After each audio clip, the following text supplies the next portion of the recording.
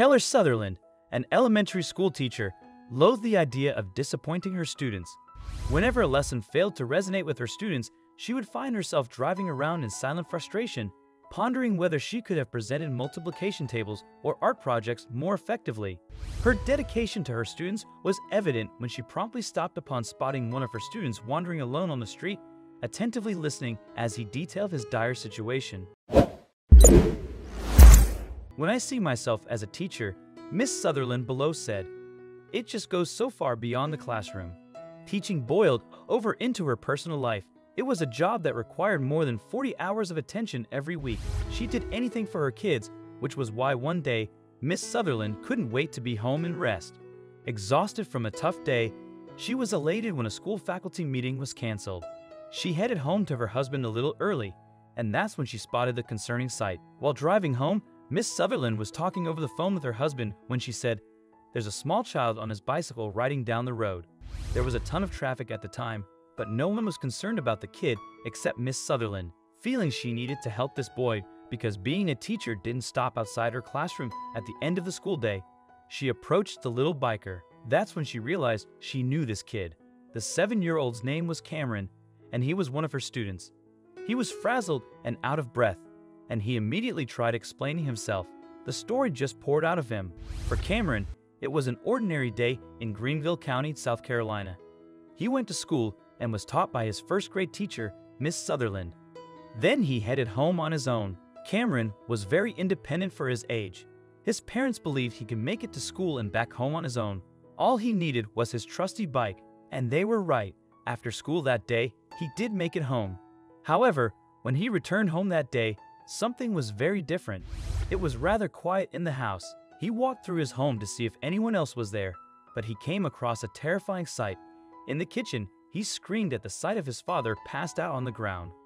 Smart kid that he was, Cameron knew all about his father's medical condition and its consequences. Even at his young age, Cameron understood that his father was diabetic and suffered from episodes that left him incapacitated. He couldn't treat his father, so he tried calling for help. But he ran into an issue. The clock was ticking for Cameron's father, who was suffering from a diabetic episode of low insulin levels, which can be fatal. Cameron immediately rushed to call 911 on his dad's cell phone, but there was a problem. When Cameron grabbed his father's phone, he found it was locked. He tried to get the password a few times, but he had no luck.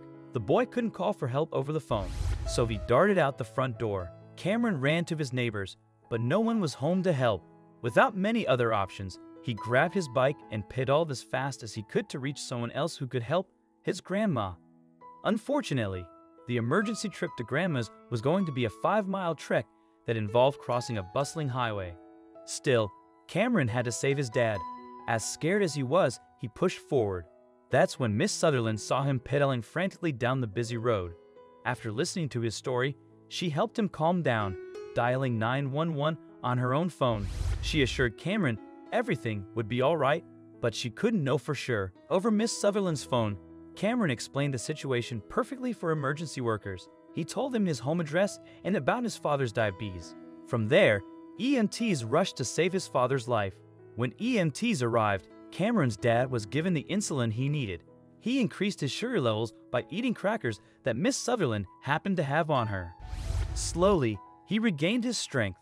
Word of the heroism made it back to Ellen Woodside Elementary, where administrators implemented lessons for their students on how to handle emergencies, telling students to know their addresses, important phone numbers, and the medical history of their family members. Miss Sutherland also took the time to honor Cameron's bravery. "I am still deeply moved by the incredible strength and determination this child displayed in his efforts," Miss Sutherland reflected later. "Even though he didn't reach Grandma's, I am immensely thankful that our paths crossed when they did." The experience instilled a newfound confidence in Miss Sutherland, reaffirming her belief that saving lives is all part of her daily responsibilities. Cameron not only had his father safe and well, but he also had the support of his caring teacher on that pivotal day. Meanwhile, across the country in Arizona, Elizabeth Millage undoubtedly would have acted in the same selfless manner.